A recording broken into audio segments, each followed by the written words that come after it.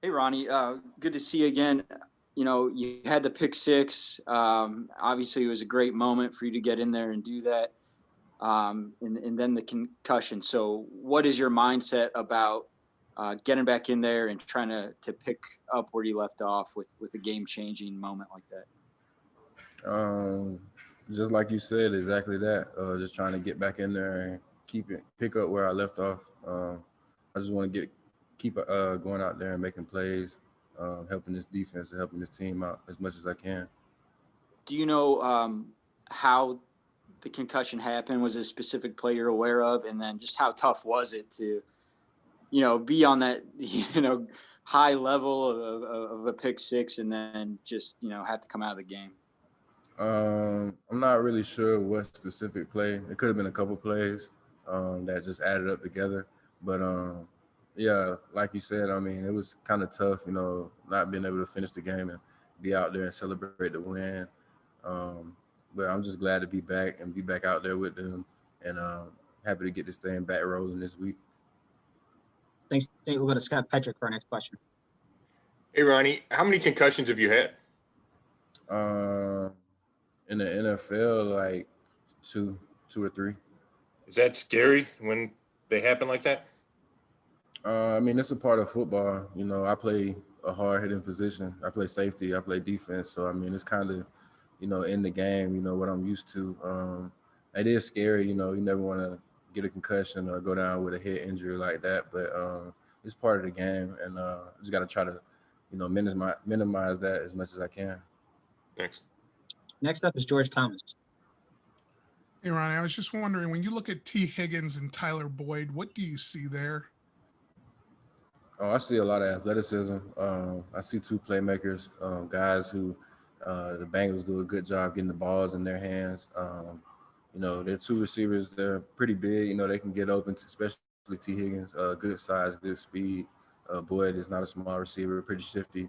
They use him a lot in a lot of different ways. So I think they're two pretty good, solid receivers that we're going to try to stop this week and slow down. For their offense. Is it kind of strange that A.J. Green is like right now the third option there? Yeah, definitely. With him being back, you would think that he would be like a top target coming back, but I guess they see where they're having success with those other two guys, so that's what it is. Jeff Goodell, your line's open. Right. Have you had much chance to study Joe Burrow, and if so, what do you think about him? Not too much yet. We're just starting to dig in today. Really, I just seen a gamer. He's pretty smart. To be that young and to know the defenses and be able to read the defenses that well. Pre-snap, I have noticed that he does a lot of looking and reading pre-snap and makes a lot of his decisions before the ball even gets in his hands. And that's next level type quarterbacking, being in the league, stuff like that. You see Ben Roethlisberger, Aaron Rodgers do stuff like that. So he's definitely got some good in his game. Very smart player. Just gonna have to try to mess with his eyes and his brain as much as possible. Marla Reitner has our next question. Yeah, Ronnie, have you been here long enough that you've got a full grasp of everything now, scheme and all that stuff? Yes, man, pretty much so, I would say. I got a pretty good feel for it. I feel comfortable in the defense now. And presuming you will be able to play, I mean, takeaways is such a big part of your all's game. How do you, I don't know, I know you're stressing it, but how can you get back on track with that after, didn't do it last week? Well, it starts today. Starts with practice. I practice the way I play. So if I don't do it in practice, then I'm not doing it in the game. And that's what I tell myself and tell everybody else. Like, if we don't get interceptions and turnovers in practice, then it doesn't just happen in the game all of a sudden. So I start in practice, practicing hard, trying to force takeaways, just making stuff happen. And in the game, it comes natural, it comes easy. Thank you. Dan Lobby, you have our next question. Yeah, my question was kind of along the similar lines, but I mean, you had gotten your hands on the football a couple of times before that pick six and Right. earlier in that game. Did you kind of feel that one coming a little bit? Yeah, definitely. You know, with the week before, with the one with Dak, and then that week, get my hands on the ball earlier in that game on the tight end. You know, I kind of felt like it was coming. I just had to be patient and wait on it. But yeah, definitely, I felt it. I felt it warming up. When when we talk about turnovers, how much of it is sort of that practicing, getting takeaways, and I mean, honestly, how much of it is just kind of luck sometimes? Um, I mean, for me, I don't believe in luck. You know, I believe in hard work. That's what Coach Saban always told me since Alabama. You know, we practice like that at Alabama to get takeaways and stuff, and it worked like that for us. I believe my sophomore year, we had like 11 defensive touchdowns and like 16 takeaways, something crazy. But yeah, it worked for us. You know, practicing that way. Um, I just believe it puts you in that mindset when you go into the game, so you're already thinking that way. It's not by like luck or anything like that.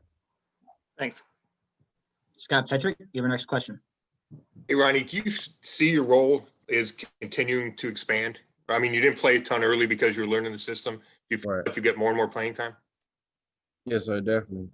Week to week since I've been here, like you said, I've been earning more playing time. It's been increasing. You know, they've been expanding my role here, so I think it's heading in the right direction.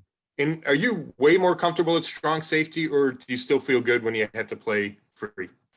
I mean, I'm way more comfortable, like of course, because I played it the last 2 years, so I have a lot of reps at that position. But I could play either one when it comes to game time, whatever, whichever side I end up on, I can play it out. Thanks. Nate Orrick, you're up. Hey, Ronnie, I know you felt welcome here after the trade by Yes, the sir. fan base, but what kind of reaction, feedback were you aware of after, you know, your big play and a win, and not just from fans, but coaches and teammates? Did you feel like that was kind of a breakthrough moment where everybody got to see what you're capable of? Oh yeah, definitely. You know, being that new guy, anywhere, you know, it could be a new regular job, you know, anything, you know, being that new guy, you always kind of have to prove yourself and feel like you want to prove yourself, you know, when you come in.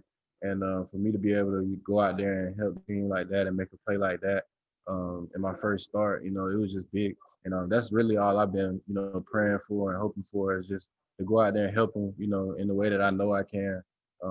So for me to do that, you know, it was just a big blessing and a big like load off my chest because now they know what I can do and what I bring to the team. We'll go to Marla right now. We'll make this our last question. Yeah, Ronnie, if my memory serves me correctly, that was your first career pick six. What'd you do with that ball? Oh, it's at my house right now. It's at my house. Got a I'm going place to- of honor somewhere on the mantle or something? Yeah, I got to put it in a box, get it framed up.